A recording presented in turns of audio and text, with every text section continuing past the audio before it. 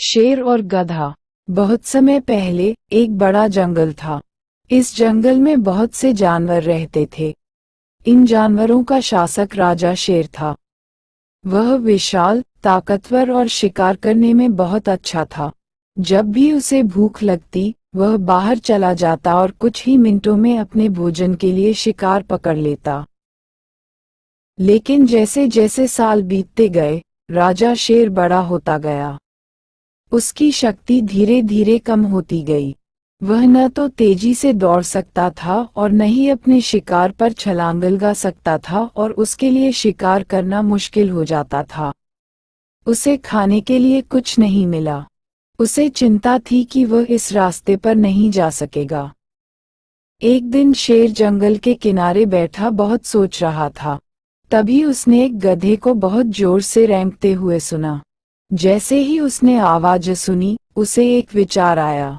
राजा शेर ने चारों ओर गधे की तलाश की और फिर वह बहुत सावधानी से गधे के पास गया ताकि वह डरे नहीं। फिर धीरे धीरे शेर ने गधे को अपना विचार समझाया।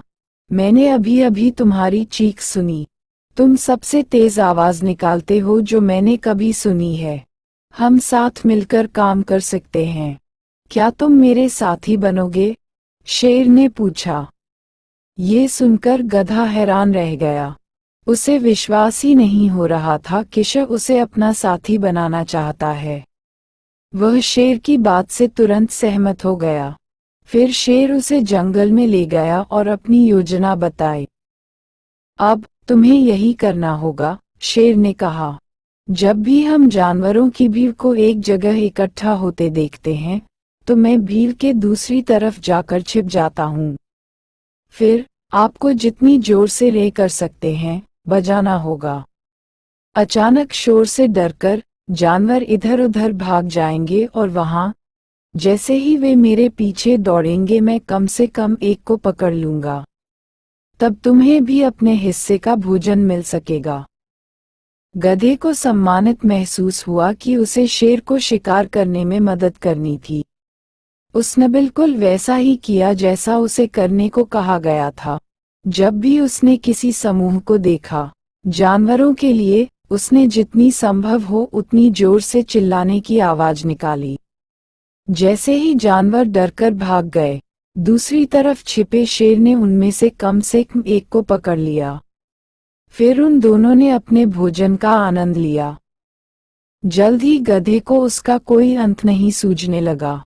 अब उसे विश्वास हो गया कि वह जंगल का सबसे ताकतवर जानवर है।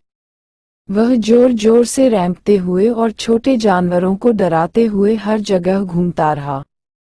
वह इतना घमंडी हो गया कि अपने साथी शेर के बारे में सब कुछ भूल गया।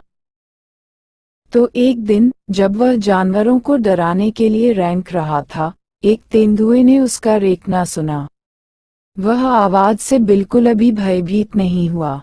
वह मूर्ख गधे पर झपटा और उसे खा गया। इस कहानी से हमें ये सीख मिलती है कि झूठा घमंड हानिकारक साबित हो सकता है।